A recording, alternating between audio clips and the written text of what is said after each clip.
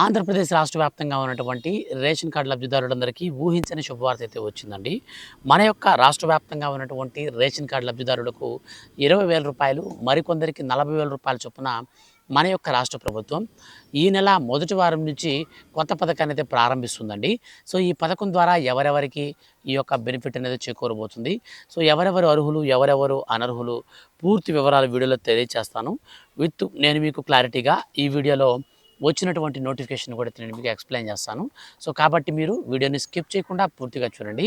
మన యొక్క ఆంధ్రప్రదేశ్ రాష్ట్ర వ్యాప్తంగా ఉన్నటువంటి రేషన్ కార్డు లబ్ధిదారులకు సంబంధించి ఏ చిన్న అప్డేట్ వచ్చినా మిస్ కాకుండా తెలుసుకోవాలి అనుకుంటే వీడియో కింద ఉన్నటువంటి బ్లాక్ కలర్ సబ్స్క్రైబ్ బటన్ని క్లిక్ చేసి పక్కనే వచ్చే బెల్ సింబల్ని ఆల్ పైన ట్యాప్ చేయండి. ఇక లేట్ చేయకుండా టాపిక్ని స్టార్ట్ చేద్దాం. ఆంధ్రప్రదేశ్ రాష్ట్ర ప్రభుత్వం భవన మరియు ఇతర నిర్మాణ కార్మికుల సంక్షేమంతో గతంలో ఆగిపోయినటువంటి పథకాలను తిరిగి మళ్ళీ ప్రారంభించింది.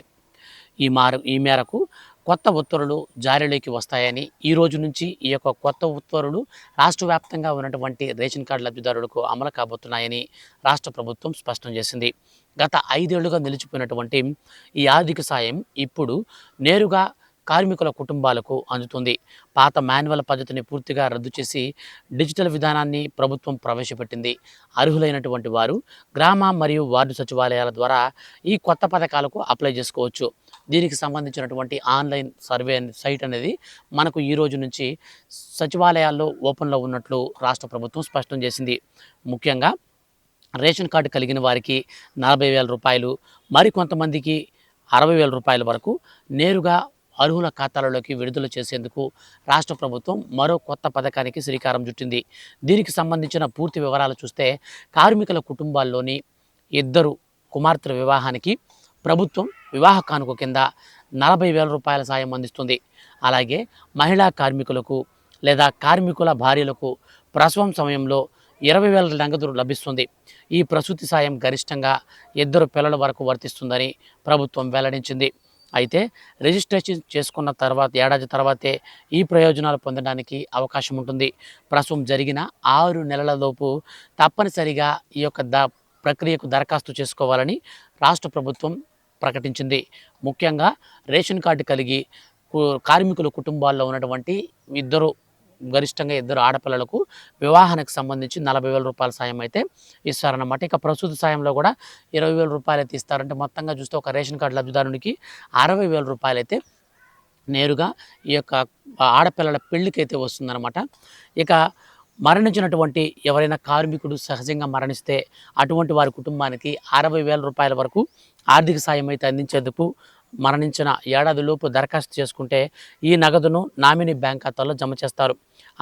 అంత్యక్రియల ఖర్చు నిమిత్తం అదనంగా 20,000 రూపాయల సాయంతో పాటు పార్థివ దేహం తరలింపునకు రవాణా ఖర్చులు ఇస్తారు. అంటే 20,000 రూపాయలతో మనకు ఈ యొక్క రవాణా ఖర్చులు కూడా ఇస్తారు. ఈ ప్రక్రియ అంతా ఏపీ సేవా పోర్టల్ ద్వారా పారదర్శకంగా నిర్వహించబడుతుందని అధికారులు తెలిపారు. నేరుగా నగదు బదిలీ విధానం ద్వారా లబ్ధిదారులకు ఈ నిధులు సకాలంలో చేరతాయి. సో మనకు ఈ రోజు నుంచి ఆంధ్రప్రదేశ్ రాష్ట్ర వ్యాప్తంగా ఉన్నటువంటి రేషన్ కార్డు లబ్ధిదారులకు మరికొంతమందికి 20,000 రూపాయలు, కొంతమందికి 40,000 రూపాయలు. సో ఈ విధంగా వివాహాలకు, అంటే ఎవరైతే కార్మికులు ఉంటారో వాళ్ళు భవన నిర్మాణ కార్మికులు, ఇతర పని రంగాల్లో ఉన్నటువంటి కార్మికులు ఎవరైనా ఉంటే వాళ్ళకి 2 ఆడపిల్లలు ఉంటే 2 ఆడపిల్లలకి కలిపి డబ్బులు అయితే ఇస్తారన్నమాట. సో మనకు మొట్టమొదటిగా 20,000, తర్వాత 40,000 రూపాయల సాయం అయితే ఇస్తారు. సో ఫస్ట్ వచ్చేసి మనకు ఏదైతే వివాహ కానుక ఉందో వివాహానికి వచ్చి 40,000 ఇస్తారు. వాళ్ళు కనుక డెలివరీ అయితే 20,000 రూపాయలు డెలివరీ ఖర్చులకైతే ఇస్తారు. సో పెళ్లి చేసుకున్న తర్వాత బిడ్డని కనిన తర్వాత 20,000 ఇస్తారు. ఈ విధంగా మొత్తంగా 60,000 రూపాయల వరకు రేషన్ కార్డు ఉన్నటువంటి లబ్ధిదారులకు వస్తుంది. ఒకవేళ రేషన్ కార్డు యాక్టివ్లో ఉన్నటువంటి కార్మికులు ఎవరైనా సరే సహజంగా కనుక మరణిస్తే వాళ్ళకి 60,000 రూపాయలు అయితే ఇస్తారండి. ముందుగా అతని యొక్క అంత్యక్రియల ఖర్చుల నిమిత్తమై 20,000 రూపాయలు ఫస్ట్ ఇస్తారు. తర్వాత 40,000 రూపాయలు అనేది ఇస్తారు. మొత్తంగా 60,000 రూపాయలు రేషన్ కార్డు కలిగి ఉన్నటువంటి వారు ఎవరైనా మరణిస్తే వాళ్ళకైతే ఇవ్వడం జరుగుతుంది. సో ఇదే విధంగా మన యొక్క ఆంధ్రప్రదేశ్ రాష్ట్ర వ్యాప్తంగా మనకు కేంద్ర ప్రభుత్వం నుంచి ఆయుష్మాన్ భారత్ కార్డులు అనేవి మనకు రిలీజ్ చేశారండి. సో ఈ యొక్క ఆయుష్మాన్ భారత్ కార్డు అనేది మనం అప్లై చేసుకుంటే 5 లక్షల రూపాయల వరకు బయట కార్పొరేట్ హాస్పిటల్స్లో ఆయుష్మాన్ భారత్ కార్డు యూస్ చేసి అర్హత కలిగినటువంటి ప్రతి ఒక్క రేషన్ కార్డు లబ్ధిదారుడు కూడా నేరుగా ఈ యొక్క ట్రీట్మెంట్ అనేది 5 లక్షల రూపాయల వరకు ట్రీట్మెంట్ అనేది ఉచితంగా చేసుకోవచ్చు.